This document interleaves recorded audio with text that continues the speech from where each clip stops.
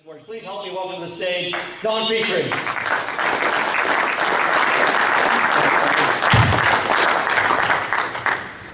You know, Shane had it right.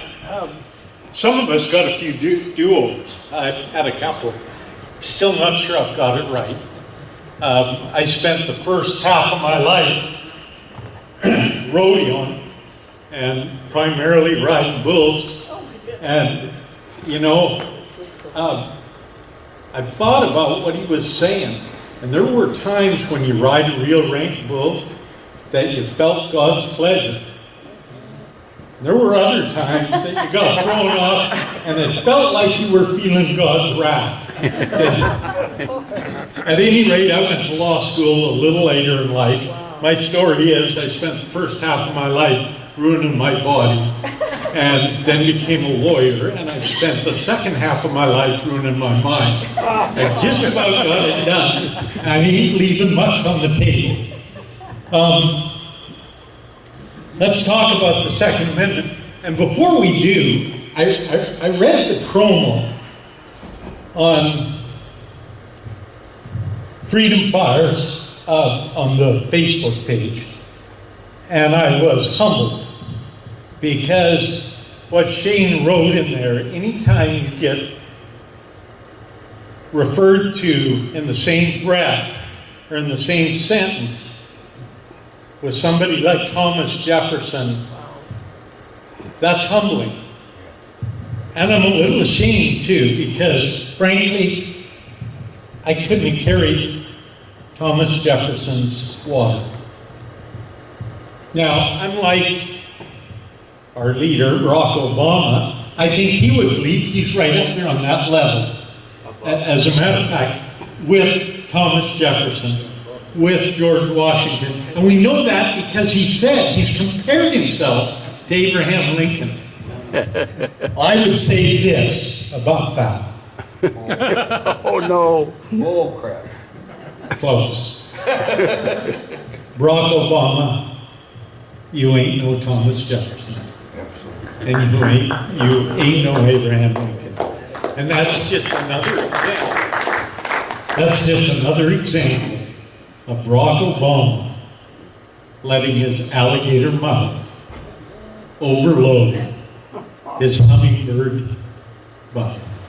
I said that nicely, didn't I? Yeah.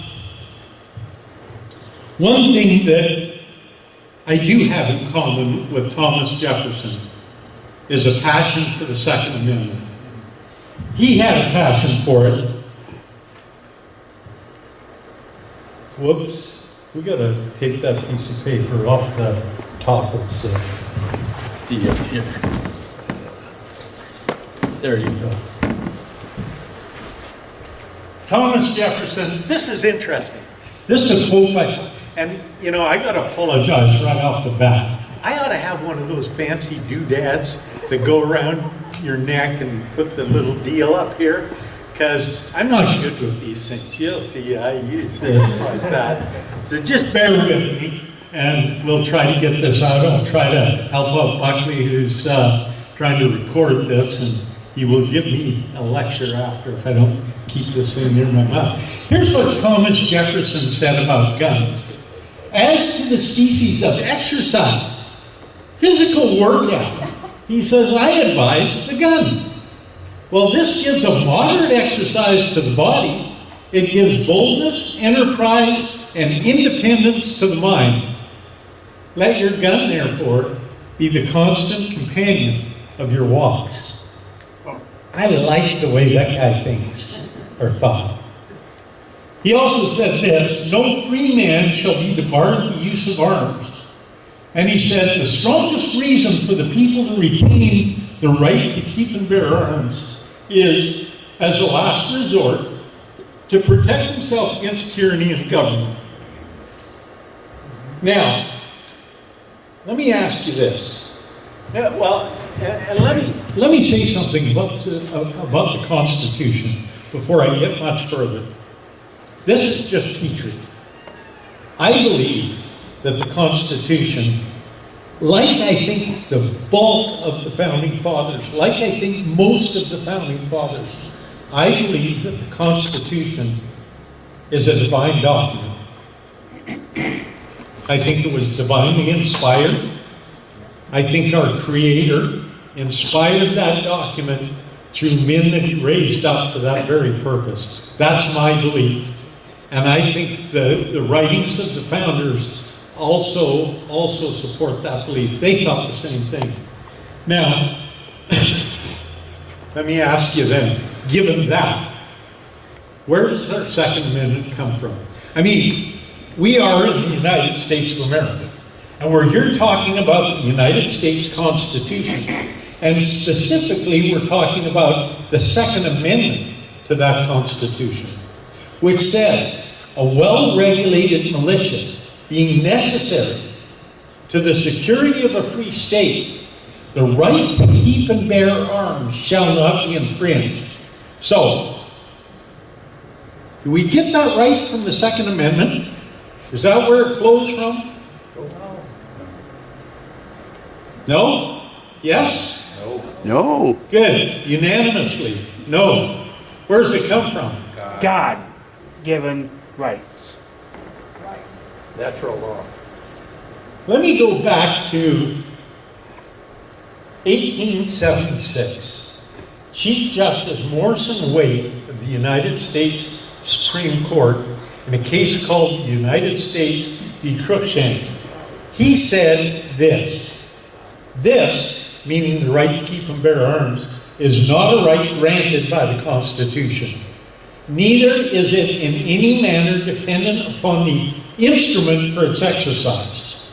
The Bill of Rights does not grant rights to the people. Rather, it is merely a list of inalienable rights endowed by our Creator. Absolutely. Justice Wade got it right.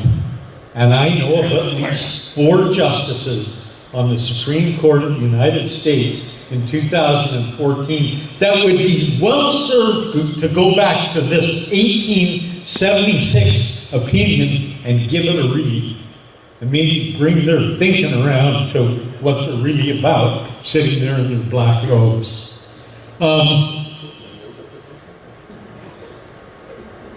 You don't have to go much further than the Declaration of Independence to determine where the right comes from. We hold these truths to be self-evident, that all men are created equal, that they are endowed by their Creator with certain inalienable rights, that among these are life, liberty, and the pursuit of happiness. The right to keep and bear arms, folks, is a natural right.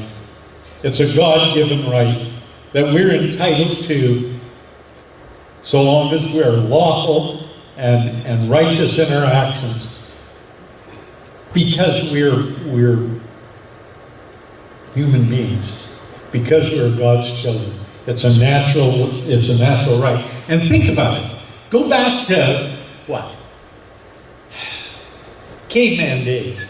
Do you think the caveman needed somebody to tell him that he had a right, a natural, unalienable, inherent right to protect himself when his life was threatened by another caveman, or maybe a cave woman, or whatever, that he had the right to use whatever arms he had to protect himself? Whether it was that sharpened stick, whether it was a rock lashed to a handle with animal sinew, no matter what it was, he knew inherently he had the right to defend himself. It's called the will to live. And that natural inherent right was codified. It was formally codified as far back as the 12th century in the Magna Carta and brought forth in the English Bill of Rights. The problem is, what has happened over those centuries and millennia is people have abdicated their inherent God-given rights to the government. They've given them up. And they've given them up for security. However, let's fast forward to late 1700s in America. There was no question in the 1700s in America that the right to keep and bear arms was a natural, God-given right to use to defend yourself. In fact, the right of law-abiding citizens to keep and bear arms in America set this nation apart from the very beginning as exceptional, as different. Because we have had the right, we haven't abdicated our right to keep and bear arms. We haven't abdicated our right to defend ourselves. And as a matter of fact, other nations have recognized this. I mean, there's a guy named, and I can't say his first name, so I'll just call him Yamamoto. He was the fleet admiral and commander-in-chief of the Japanese Army, Japanese Navy during World War II. And when he's talking, this quote is attributed to him as he's talking about how to attack America before Pearl Harbor. And he said, he supposedly said, you can't invade the mainland of the United States. Why? Because there'd be a rifle under every blade of grass. He knew that. The rest of the world knows that today. And I'll tell you this, the Islamic terrorists know that. They know that if they try to pull a stunt like Paris, France over here, they run an inherent risk that there's going to be some good guys in that restaurant. And they're going to lose that battle. I believe from the bottom of my heart Barack Obama protecting us, I'll take our Second Amendment to protect us before that guy.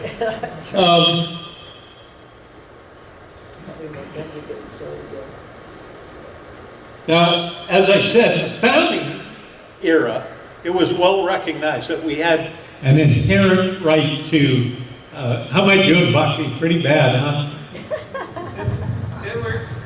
That we had an inherent right to keep and bear arms. Everybody knew that as a self-defense mechanism. Everybody understood that. It comes to the forefront in September of 1787 in Philadelphia at the Constitutional Convention. These delegates from the 13 colonies had spent 4 months attacking together the body of the Constitution, the 7 articles. They had it all put together. They had it right. They had it the way they wanted it. And they're ready to sign up, right? George Mason from Virginia said, and a couple others said, whoa, hold it a minute, or we can't sign it. And the Federalist contingent went nuts. What do you mean? What are you talking about? We spent all these months, and by the way, think about it. These guys were there on their own pay. They were there on their own time. They paid their own freight. They paid for their own meals. They donated their own time. What do you think would happen if we said to those yo-yos we've got in Washington, all 535 of them, hey, you know what, we want you to go to Philadelphia. You're going to meet at this big convention center. You're going to spend 4 months just rethinking what you're doing. And by the way, you're not going to get paid. You talk about an exodus. They'd be gone. They aren't the statesmen we had in 1787. At any rate, here's another thing. They came to a compromise. They decided, listen, well, let's talk about the argument. Here's what the Federalists said.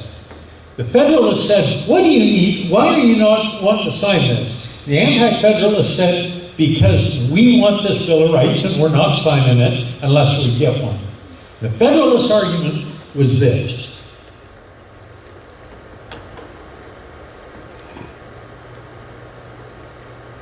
They had 3 points to their argument. Their first point was, hold it a minute.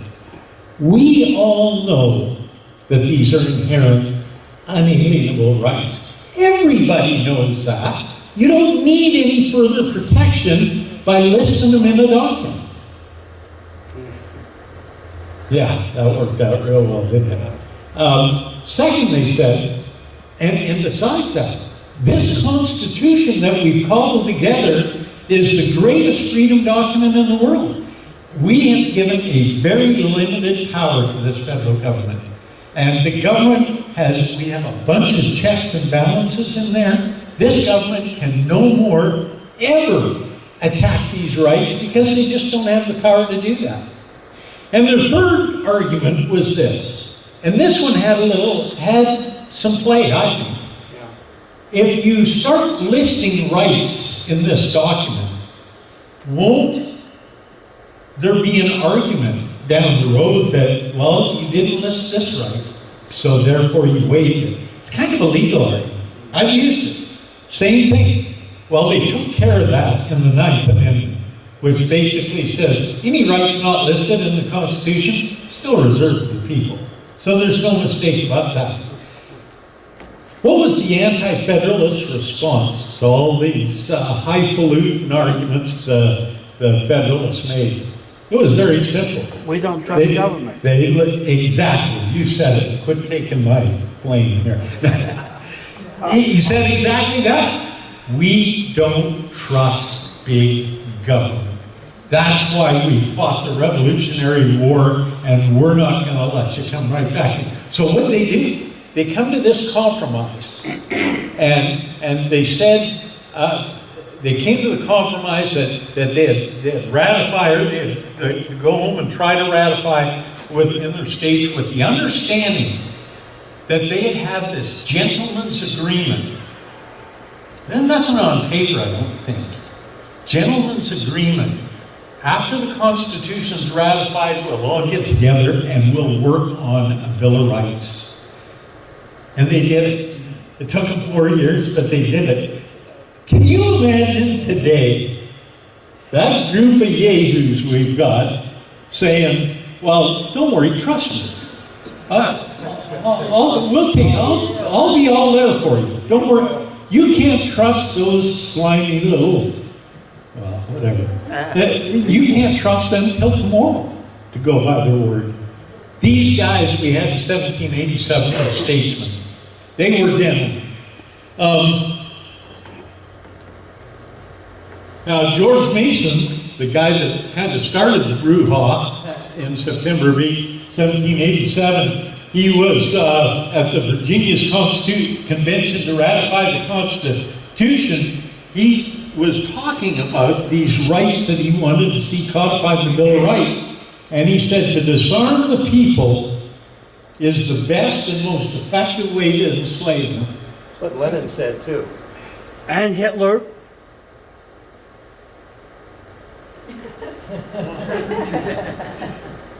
Well, Hitler took the guns away, right? Correct. Hitler didn't go to his people and say, hey, I'm going to disarm you, and you know why? Because I'm going to enslave you. What Hitler said is, let me register your guns, and then when I disarm you and we make this a gun-free country, we'll have the safest nation on the globe. That's what he said. Mm-hmm. And then he started killing. And let me tell you, that's something that's happened over history. I mean, George Mason got it right. You know, in 1915, the Ottoman Turkey Empire banned guns. And thereafter, they killed 1 million to 1.5 million of their people. In 1929, the Soviet Union started their ban of guns, and over the next 16 years, slaughtered 20 million of their people. In 1933, the Nazi regime banned guns, and after that, they slaughtered something like 20 million of their people after they took their guns away. And it goes on and on and on. Good gosh, folks, can't we learn from history? At any rate,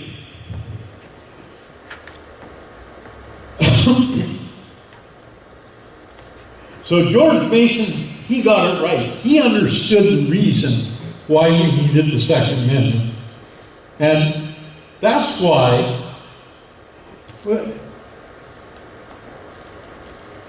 the Second Amendment's been called the Palladium of Liberty. What's St. George Tucker? St. George Tucker was a guy that lived in the late 1700s, early 1800s. He was a well-renowned jurist, author, law professor. He wrote some very well-recognized treatises, and he said this, he's talking about the Second Amendment, may be considered as the true palladium of liberty. The right of self-defense is the first law of nature. Whenever or wherever the right of the people to keep and bear arms is under any color or pretext whatsoever prohibited, liberty, if not already annihilated, is on the brink of extinction. Did he have it right? Yes.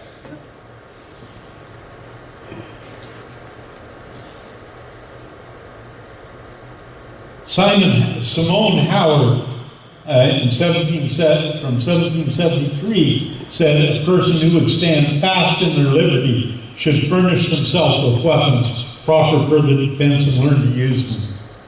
We're going to go through a couple of these examples because I want you to understand, I've been saying all along here, in the founding era of the United States of America, we knew, this country knew, the people in this country knew that the right to keep and bear arms for self-defense, for our own defense, was a natural, inherent, God-given right.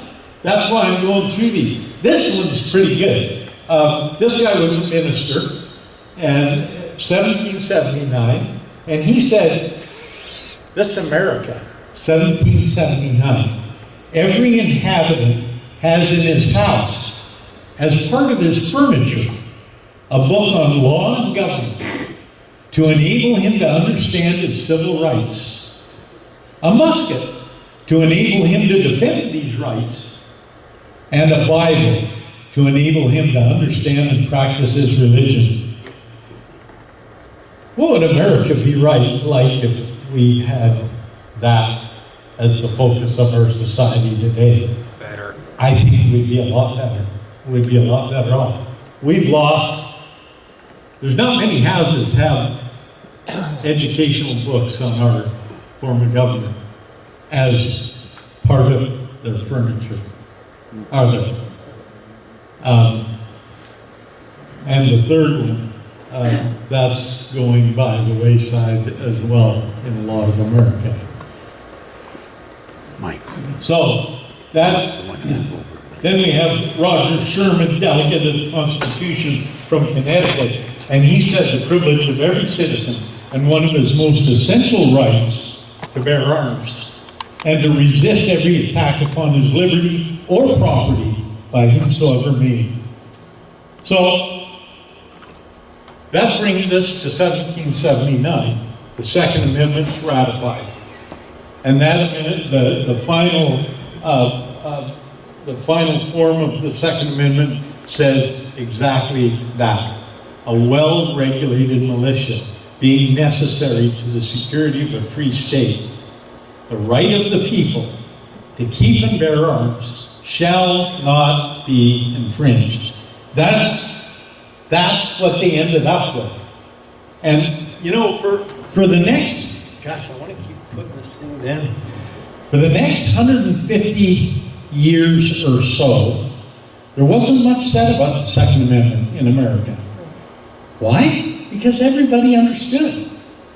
It's an inherent right. Nobody's squabbling over this.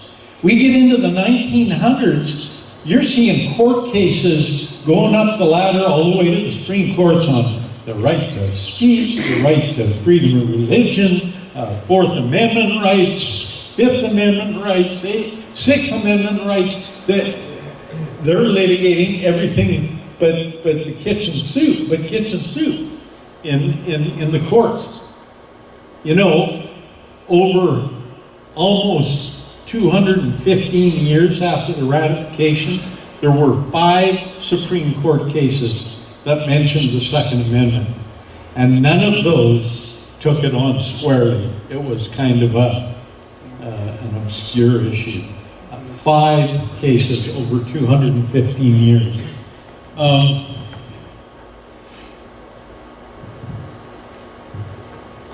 But what did happen, think back to the 1920s. What happened in the 1920s, 1930s? Depression, right? Things are kind of tough here.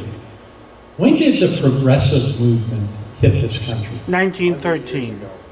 Exactly. And really got legs in the 20s and 30s. Woodrow Wilson was really the guy that started driving it. Of course, he got struck down by the Supreme Court more times than you could count. But Wilson, FDR, it started to get this socialist progressive deal that said that people aren't born free, that government should really run your lives.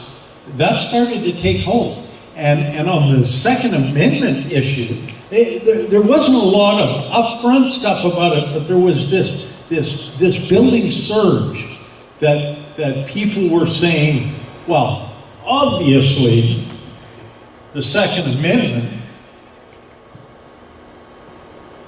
is a collective right. Obviously. I mean, look at the language. A well-regulated militia being necessary to the security of a free state, the right of the people to keep and bear arms shall not be infringed. Obviously, that's a collective right. It belongs to the state for those people that are serving in the state militia. That's the collective right. There's two bodies of thought. Collectivism, the collective right, that was their theory. And individual right, which said, it's an individual right. We've all known that all along. It's a God-given individual right to self-defense. Well, what's the fallacy of that collective right? I believe that there's 3 prongs to the fallacy of that collective right argument. It's refuted by history. I mean, people always knew it was an individual right. If you look at the founders, you look at the people that lived in that era, you look at the legal authors, they wrote about the Second Amendment and the right to keep and bear arms. St. George Tucker, Palladium of Liberty, that the right to self-defense is the first law of nature. And the Second Amendment, the right to keep and bear arms, is why you have that is to be able to enforce your first law of nature, self-defense. So it's refuted by history. Secondly, it ignores the plain language of the amendment. You go to the second primary paragraph, it says the right of the people to keep and bear arms shall not be infringed. You have to ignore that to adopt the collectivism, the collective argument. And then the third presumes this, and this kind of is insulting. Yes. It presumes that the founding fathers were just stupid. They were ignorant. They didn't know how to say what they meant. In other words, if they meant a collective right that belonged to the states and those serving in state militias, all they had to say is this: a well-regulated militia being necessary to the security of a free state, the right of those serving in the militia to keep and bear arms shall not be infringed. But guys like Madison and the rest of those founding fathers, who were well recognized as the most brilliant, the cream of the crop, they didn't know how to write that. Let me tell you, I'm kind of a dumb cow that happened to wander into a law degree and a law career and did okay. But I'm no brainchild, and it took me about 10 seconds to figure that language out. That's just ignorant. And I gave you a little preview, didn't I? That's good. So, where are we at? Where does that leave us?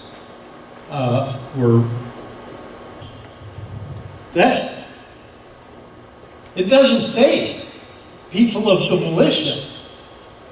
It says the right of the people. The people. It's not restricted. It isn't talking about just males or militia quality, or talking about men and women. It's talking about the people of this country. That's what I believe. So where are we at today? And where are we going? Well, I'll tell you where we're at. For a couple of hundred years, for at least well over a century, they've been eating away, and especially in the last 80, 70, 80 years, they've been slowly eating away at this right to keep and bear arms. They've been infringing on it at every chance. Back in the time of Al Capone, there was a lot of crime and violent gangs and mafiosa, or whatever it was, and the age of the machine gun, and so the government said, well, we can't have this. We've got to protect the people. And so we're going to ban machine guns. Now think of Al Capone. He's known for the machine gun, right? And using it in his robberies. Now, when they banned it, every mobster said, damn, we got to get rid of our machine guns. They banned them. You know, you got to get rid of them. That's just nonsense. But that's what they use. They use emotion to eat away. And you know what? We sat by and let them do it. What's their end game? I gave you the preview. Register guns. I'll tell you what their end game is. This is Dianne Feinstein. She's still in the government, unfortunately. This is 1994. She ramrodded the 1994, what they call assault weapon ban that lasted for 10 years. And the studies say that it didn't do one whit to reduce violent crime in this country. But she won't admit it. But I'm talking about endgame. So she's feeling pretty froggy here. She has jammed through the biggest gun control law in quite a while. And she's feeling pretty salty about it. California Senator Dianne Feinstein worked for more than a year to get the assault weapons bill passed in the face of ferocious opposition from the National Rifle Association. She says she got the best she could. If I could have gotten 51 votes in the Senate of the United States for an outright ban, picking up every one of them, Mr. and Mrs. America, turn them all in, I would have done it. I could not do that. The votes weren't here. What was what's the end game? Take away our guns. I told you what's happened in history when you take away the guns. The government takes control and you become the slaves. That's why St. George Tucker said it's the palladium of liberty. Without the Second Amendment, you lose liberty. You don't have any liberty. It's gone. I believe that. George Tucker believed it. I think the Founding Fathers believed it. Certainly George Mason believed it. Dianne Feinstein apparently hasn't read history or doesn't care about it. So that brings us to today. Modern times. 215 years after the Second Amendment is ratified, the Supreme Court finally takes on the issue of what the full scope and nature of the right protected by the Second Amendment is meant to be. What the original intent of the Second Amendment was. That's what the Supreme Court took on in a case called District of Columbia v. Heller, in a majority opinion written by Judge Scalia and joined by 4 others for a 5-4 decision. 5-4. That's a scary proposition. We had 4 Supreme Court justices that didn't go along with this holding right here that says the keeping and bearing of arms arms is and always has been an individual right. The right is and always has been oriented to the end of self-defense. And the right to keep and bear arms is unconnected to military or militia service. So what the Supreme Court did in Heller is answered the question between the collective argument and the individual argument. And they answered it. I thought, I've read the case 15, 20 times, and it's a long case. That's 9,500 pages, I can remember. I thought it was pretty clear. And here's something that we ought to talk about. This case revolved around a District of Columbia law, an ordinance that basically says, and I won't go through all the legalese in law, but at the bottom it said basically this. Residents in the District of Columbia are prohibited from having an operable gun, I mean a gun that'll shoot, in their house for self-defense. In their house for self-defense. That was the law. And the court, to get to the answer on that law, the court had to, because this is the first time the Supreme Court's taken it on, it had to get to all these issues. And it had to decide these things. And these are broad decisions. This isn't what we call in the legal world dictum or kind of irrelevant, stuff, miscellaneous findings. This is part of the holding. And they had to decide these things to get to the law. So the Heller case was not limited to whether or not you have a gun, or you're able to have a gun in the house for self-defense. The Heller case was much broader than that. The bottom line was that they found the D.C. law unconstitutional because of these findings. Yes? Have you heard that the city of Gilbert has recently passed something similar to this? Similar to what? Oh. Saying that Gilbert is now a gun-free zone. Well, I'll tell you what, I drive and work in Gilbert a lot, and I guarantee you, it ain't a gun-free zone. I guarantee you that. But I'm glad, I'll look it up, because let me tell you, the Second Amendment's under attack all over the place, despite this whole... Did the lower court uphold the Washington, D.C. ban? Yes, I believe so. District Court and the Court of Appeals. So now can you carry a gun in D.C.? What's that? Can you now carry a gun in D.C.? Well, remember what I said. These are the holdings, these are the findings underlying the holding. The holding was that the ban on keeping a gun, an operable gun in your house for self-defense, specifically, they found that unconstitutional. And that was the only law in front of them at the time. So we're going to get to it. We're going to get to it because there's another D.C. case that just came down the track. So, okay, fast forward 2 years now. One thing that Heller left unanswered, and they left it unanswered because it wasn't before the court, is the Second Amendment for 215 years, there was a question as to whether or not it applied to the states. Now, there have been other Bill of Rights in the Bill of Rights that had been litigated and some of them found that they applied to the states. And the standard is this, without going into all the legal mumbo jumbo. For a right that's encapsulated in the Bill of Rights to apply also to the states, because remember, the Bill of Rights was initially set out to be a restriction on the federal government.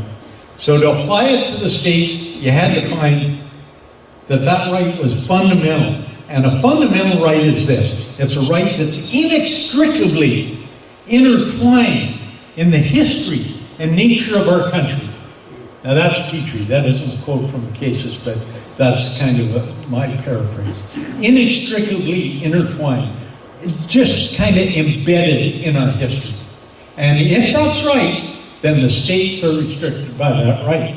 So 2 years down the road, we had a case, obviously after Heller, called McDonald versus City of Chicago. And that was the very issue there. Because the City of Chicago had some of the most draconian gun control laws on the books anywhere in the country. Along with that, they also had one of the highest crime rates. So I don't know how they did their analysis. Tough gun laws, big crime rate. Wonder what we can do to fix that. More gun laws. So what the Heller court really said is the right, Second Amendment right to keep and bear arms is a fundamental right. It's inextricably intertwined in the fabric of our country.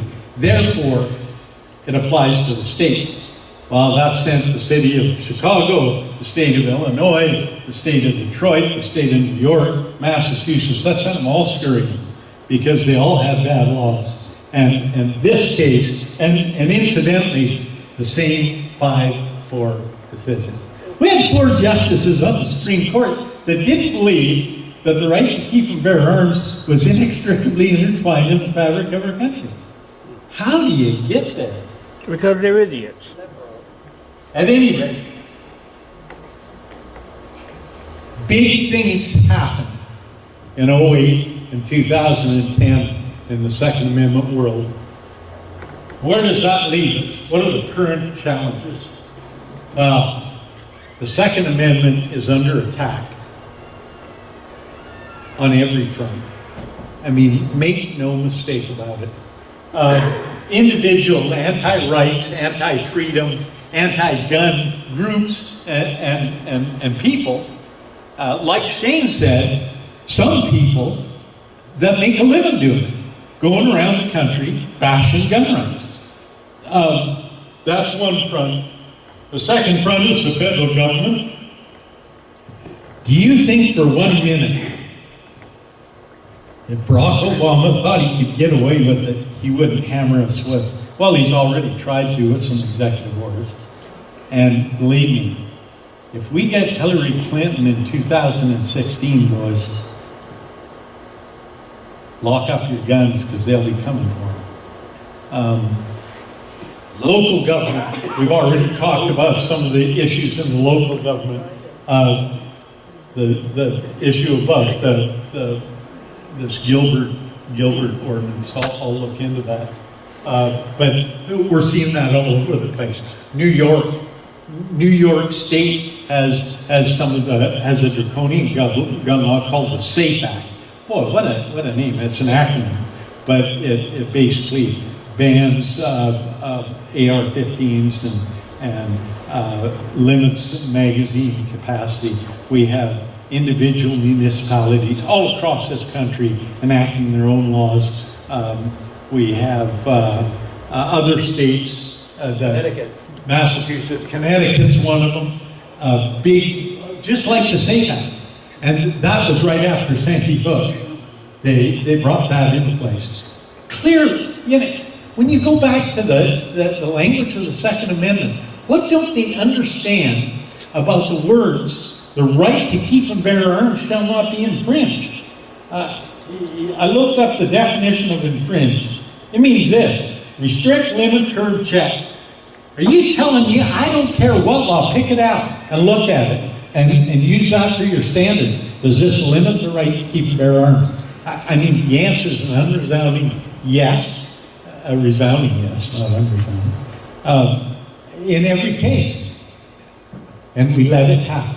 So, and the next one is the courts. We have, well, we've just got some goofballs on the courts. I mean, they apparently can't read the language either. We're going to talk about a couple of those. But as far as those individuals go, this one's a pretty funny one. There's a gun ban advocate called Leah Gun Barrett. I wonder how quick she put the hyphen buried in there, you know? I'd like to see her go down the road just calling herself Leah Gunn. No more guns, Leah Gunn. But anyway, she travels around the country. That's what she does. She preaches gun control. And she says basically this: there's no such thing as a law-abiding gun owner. We're all a little goofy. We might be law-abiding today, but you put a gun on her hip, we're liable to go AWOL criminal tomorrow. She says, I mean, she says things like that.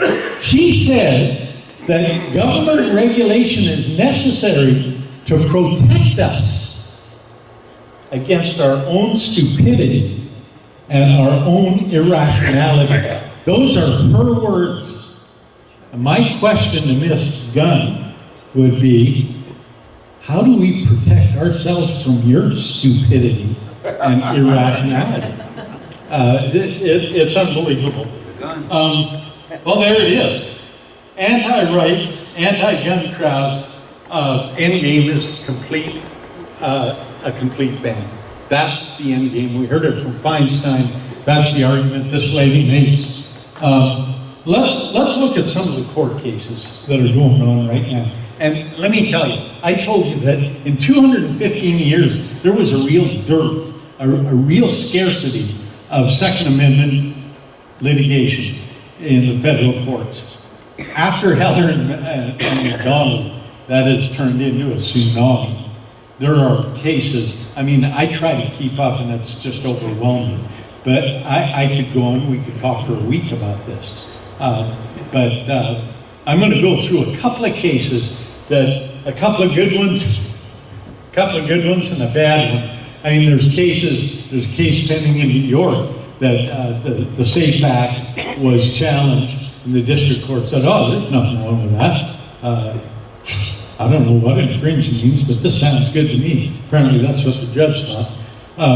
Connecticut, there's another case that upheld the Connecticut law. Those cases are working their way through the court system. This case is an interesting case. This is California. Of course. Land of fruit and nuts. Yeah. Ninth Circuit. The most liberal circuit in the country. It's a case called Peruta. Well, here's what happened. Anyone from California here? Formerly. Right to carry open is absolute, restricted except for very limited circumstances, costs, but you can't carry open in California. That's just the law, okay? So take that going into the Peruta case, that's something that's very significant. Because, well, you can't carry open, you're allowed to get a concealed carry permit, so long as you can show a good reason, good cause to carry a firearm concealed. The problem is that in the law, in the California law, they gave the individual county sheriffs the latitude to determine what their policies were going to be in their county regarding issuance of concealed carry permits. Well, the San Diego County Sheriff decided that, well, self-defense isn't good enough. That isn't a good enough reason to carry a gun. So I'm not. If you're putting down what your good cause for getting a concealed carry permit is, if you're putting down self-defense as the reason, that's an automatic rubber stamp denied. That's the way it worked in San Diego County. So what does that do in San Diego County? A law-abiding resident of San Diego County that wants to carry a gun for self-defense can't carry open, and he can't get a permit. So what's that do to his Second Amendment right to bear arms? Friend takes it away. It's gone. Yeah. Destroys it. Well, 3 years ago, a year ago, I'm sorry, a 3-judge panel of the Ninth Circuit said exactly that. San Diego, excuse me. San Diego's policy was unconstitutional. And here's what's funny about that. That was about a year ago.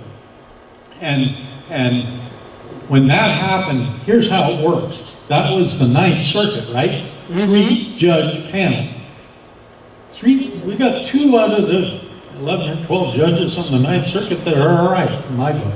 But the rest of them suck. So,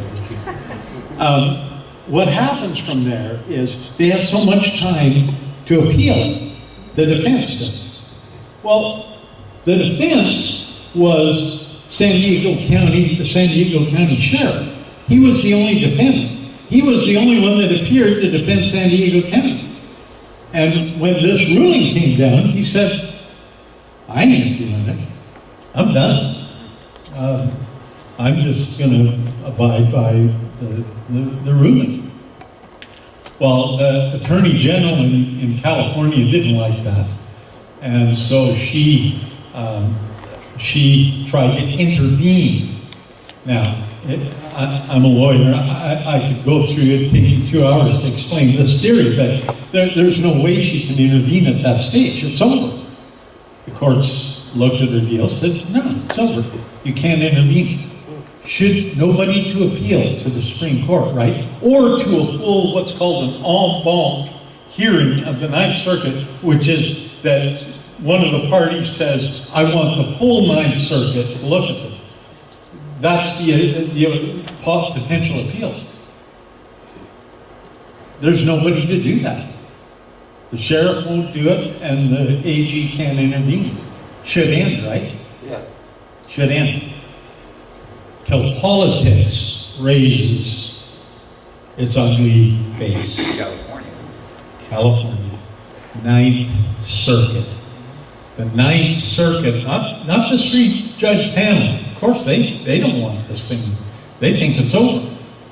Ninth Circuit, full court says, well, maybe we ought to look at this. No party in this case has asked them to look at it. They're going to do it on their own hook. You think that isn't politics? Well, you know what the Congress can do? Congress can say, defund the Ninth Circuit. That's another presentation. But you're right. You're right. But they won't. I don't know. If they pull this off, they might. Okay, remember I told you, District of Columbia is coming back. Remember what the Heller case was about? It was about the statute. Now, the Heller court made broad findings on the scope of the right, which, if you want to narrow the ruling in Heller, you ignore that. And you just say this. Well, it was only about a District of Columbia law that prevented having an operable handgun in the home. So they didn't say anything about carrying it outside the home, which we don't think is a fundamental right. I mean, what does bear arms mean? Carrying on. Bear arms means carrying. Well, how often do you people that carry a firearm, how often do you carry it around the house? Strap it on, right? Crawl into bed? Not likely. So here we go again. District of Columbia passes another law after Heller that says, you can't carry outside the house. We're banning carry the firearms outside the house. And the district court ruled this. District Court, DC, good ruling. Carrying of an operable handgun outside the home for self-defense constitutes bearing arms within the meaning of the Self-Amendment. Now this here is not an acronym. That's me thinking to myself, well, duh. Of course it means that. But folks, we had to go through hundreds of thousands of legal dollars and machinations to get to this conclusion that is in your face just by reading the amendment. And they found District of Columbia's complete ban on carrying handguns in the public unconstitutional. That case is on appeal. If it ever gets to the Supreme Court, in the configuration that our Supreme Court's in now, hopefully, it's an automatic, they'll affirm this ruling. Roberts. Now here's a good one. Have I still got some time, guys? A little bit, yes. Okay, a little bit. I'll use my lawyerly discretion to determine what a little bit means.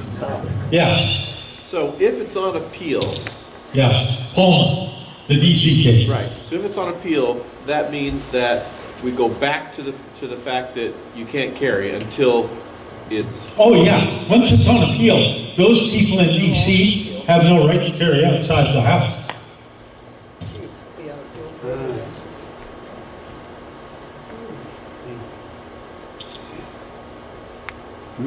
Yeah. So here's a case that ought to get your motor turning. Jackson, the what? You know this is going to be good, right? City of San Francisco. You know this has got to be good. City of San Francisco passes a law that says this: no person can have a handgun in the house unless you're carrying it, or it's locked up in a locked container, or disabled with a trigger lock. So you got three options in San Francisco when you got a gun in the house. Either carry it on your hip, while you're watching Oprah. You know, I couldn't do that. I'd be more likely to shoot my TV, you know? But you either carry it on your hip, or you lock it up in a safe, or you put a lock trigger guard on it. Now, who knows what a lock trigger guard looks like? A trigger lock? You ever tried to get that off in a hurry? Tough deal, isn't it? Tough deal. Okay, so here we go. San Francisco, 9th Circuit. Different three-judge panel than Peruta. Different panel. Here's what they said. 9th Circuit ruled that the San Francisco law was constitutional because the law doesn't substantially prevent law-abiding citizens from using firearms to defend themselves in the home, but merely regulates how San Franciscans must store their handguns when not carrying them on their person. This is written. The author of this opinion is a lady named Sandra Ikuda. She wrote that the storage or trigger lock requirement was not really an impediment to using a firearm for self-defense because it only, quote, indirectly burdens the ability to use a handgun by requiring a person to retrieve a weapon from a locked safe or removing a trigger lock. Now, holy smokes! Think about this. You're in San Francisco, you're a law-abiding citizen. So, you know, if I lived in San Francisco, which wild horses couldn't drag me over there, but if I did, I got 3 shots when I go to bed, right? I got 3 choices. Wear my gun on my hip, crawl into bed with it, that's legal. I will tell you this. My wife would trump that decision. That would be a no-go. No-go. I'd be sleeping on the couch. Or put it in a locked gun safe, or put a trigger lock in it. So, assuming that whoever's going to bed has the same thought as me, that it's not going to go to bed with a gun on, it's got it in a locked safe or a trigger guard. Imagine this. Think about it. 3 o'clock in the morning, dead asleep. I mean, knocked out, dead asleep, dark. You hear this crash as they kick the door to your front door in. and they start hollering and coming down the hall to your bedroom. No real impediment, right? What, you just wake up, you go to your gun lock, you get your gun out, you stand them off. Or you say, stop. I'm a law-abiding San Franciscan, and fairness requires that you just stop. Let me get my gun out, let me get my trigger lock off my gun, and my trigger guard lock, and then come on. And the bad guys are going to say what? Oh, geez, yeah, I forgot about that law. Matter of fact, let's go outside and we'll holler when we're coming through your broken door again. So you have a chance. Do they have any specifications for a trigger lock? Because you could have one with just a button on it, just pop the button and it falls off. I understand that. Let me, from a guy that I handle a gun quite a bit, 3 o'clock in the morning, You don't have to turn anything, you just put the button on. 3 o'clock in the morning, they're coming crashing down your hallway, and you're not even awake yet. All you know is something bad's going on. You got to go find your gun in the dark, and you got to fumble around with your. Maybe you're more dexterous than I. I would be punching holes in the barrel, in the butt of the gun. I mean, you know what I'm saying. It's a ridiculous requirement. A ridiculous requirement. And it's not, does this limit your ability to protect yourself with your gun? Does it limit it? That's the definition of infringe. I'd rather be judged by 12 than carried by 6. Thank you. Me too. I'm going to tell you what. They break into your house They're dead. and you shoot them and they charge you, you call me. We'll figure that one out. You ain't going anywhere. Here's my trigger lock. Does the judge have to write a decision? Can't that Sandra just say, look, I think that I don't like guns, so does she have to say something? Because there is nothing logically that she could say, but she clearly was. She has to make it up, right? Yeah. Because Why she has can't she to. just not say anything? I mean, listen, she could say, I don't like guns, so I'm going to call it constitutional, and that wouldn't stand up for 2 seconds. That would be gone. They have to. Neither is this. Well, but she at least had to throw something at us. We would call it whatever you want to call it, but yes. Another reason why this is such a lucrative and ridiculous ruling is the fact, and I'm sure I'm not an anomaly when it comes to this, you're facing somebody that's going to take your life any second, immediately, brain freeze. I don't even remember what. That's what I'm talking about. But yeah, How is that ratcheted up when you just wake up at 3 o'clock in the morning? You talk about a brain freeze. You can't even figure out, where did I put my gun? You've kept it in the same place for 20 years, and you still have a brain freeze. I agree with that. That's the point. Or where's the key for the gun lock? Yeah, this lady made up her mind that she doesn't like guns, and she tried to fashion an argument which is as ludicrous as they come. So, this is Ninth Circuit. This is on appeal. Yes. And as a matter of fact, in this case, 26 attorney generals from around the country have written for this case. Is it on appeal? Here's what happens.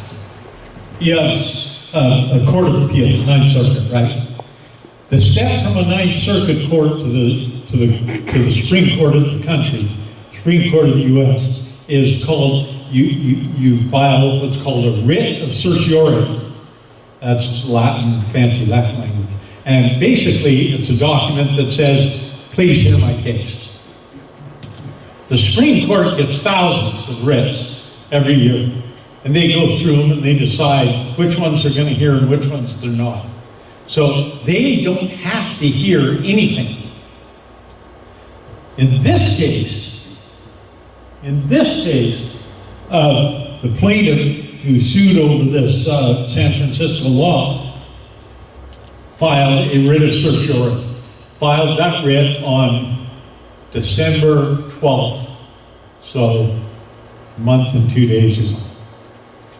Since that time, 26 attorney generals in 26 different states have filed what's called amicus briefs, pleading with the Supreme Court to take this case. Only 26? Amicus, what's that? Only 26? 26, well, that's over half. That's not bad. That's not bad. I think that's quite impressive. Because amicus brief, here's what an amicus brief. Amicus brief, the term is friend of the court.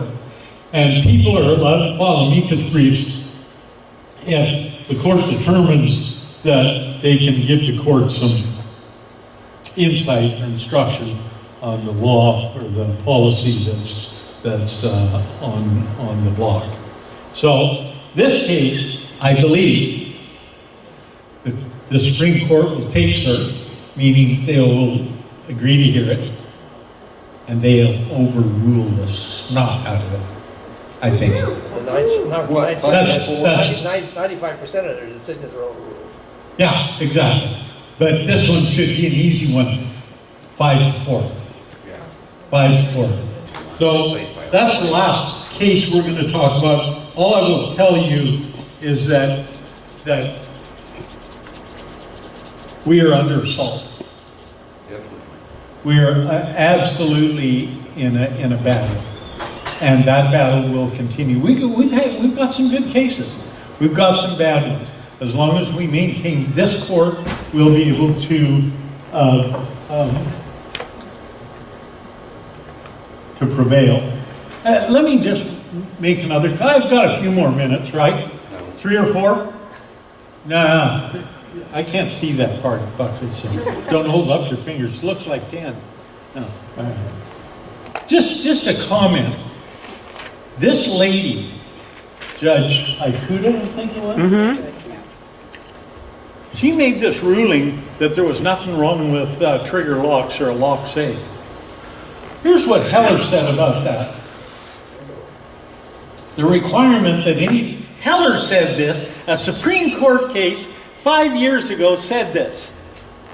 The requirement that any unlawful, or 7 years ago now, any lawful firearm in the home be disassembled or bound by a trigger lock makes it impossible for a citizen to use the arm for the core lawful purpose of self-defense, and hence is unconstitutional. All this Ninth Circuit judge had to do is read this case to determine that her theory was completely bogus. I mean, this was slam dunk. This is nonsense. So, should get overruled. So what do we do, folks? Shane talked to you quite a bit about mindset, what we do, how we handle this. Something to do specifically with regard to the Second Amendment. Support those local and national associations that are on the front lines defending our rights in the courts. There's an outfit called the Arizona Citizens Defense League. They're very, very Second Amendment, and they're good. They're good people. NRA, I'm a lifetime member. We got some other members here.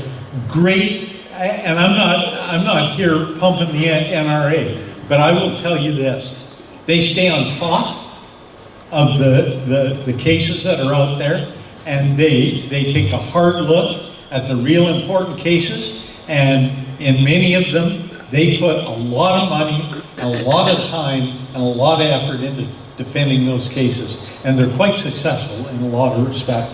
So that's one way. The other way is to be watchful for local and national firearms legislation. Contact your representatives. In other words, I'm saying stay aware. The third thing is support, especially in Arizona here. We've got great gun rights laws, but keep an eye on them. I don't trust government. I don't trust elected representatives. I don't think they're statesmen. I don't think there's going to be some exceptions, but I don't think that they're really gentlemen or whatever you call them. So keep an eye on it. For example, Kelly Ward, a lady who is a state representative, a Republican from Lake Havasu City, she brought up an act last year in last year's session called the Arizona Second Amendment Preservation Act. And I'll give it to you in a nutshell. It's fairly long and it's fairly complex. What it basically says is, in Arizona, if the federal government passes a law that we think is unconstitutional regarding and infringes on our Second Amendment rights, we're not going to enforce it in the boundaries of this state. And not only are we going to enforce it, we're not going to allow any Arizona money to be used to enforce it. That's the nutshell. That got left hanging at the last session. We expect Ms. Ward to bring it back. Take a look at it. Call your people, call your representatives, and tell them, support this lady. Let's get this through. Now, from a legal standpoint, I've read the act. I think you've got to kind of rework it to make it palatable and enforceable. For example, who determines whether it's unconstitutional? You know, the Supreme Court, the Jackson case. Let's just say the Supreme Court upholds that ruling and upholds the Jackson ruling. That's clearly unconstitutional. It's clearly an infringement. So who makes that call? I think that you got to address that in these laws. And maybe they'll do that the second time. The third thing is this, the fourth thing is this. Exercise your Second Amendment right responsibly. I mean, get knowledgeable. I'm not talking about going nuts. I'm talking about getting knowledgeable about firearm defense, learn to use a firearm, knowledgeable about the issues surrounding the use of a firearm for self-defense. Be knowledgeable and be responsible. I'll leave you with this. Benjamin Franklin said, democracy is two wolves and a lamb voting. Two wolves and a lamb voting on what's going to be for lunch. Liberty is a well-armed lamb contesting the vote. So, if you can't be a sheepdog, at least make sure you're a well-armed lamb. And I'm not talking about just well-armed from a firearm standpoint. I'm talking about well-armed from an education standpoint. Understand the issues. Get well-armed with your knowledge so that you can be a well-armed lamb and contest some of this stuff. And thank you for your time. I'm way over. Yeah. There are about 100 million people in the United States who own firearms, something like 80 to 100 Right. million. What effect do you think that has on the federal government and their behavior? You know what? That's a real good question. We talked about the palladium of liberty, right? And we also talked about what happens in countries that ban firearms. We talked about the fact that this country stands out because we've got the right as a citizenry as a law-abiding citizen to keep and bear arms. Don't think for one moment that the government doesn't know that. And all you got to do is think back a few months ago, up in southern Nevada, at the Bundy Ranch, and how fast the government said, whoa, just a minute. These folks are serious. They know it, they understand it, and you know what? That's the only reason we still have the thing. That's the only reason we've still got it. All right, thank you. All right, thank you very much, Don Petrie.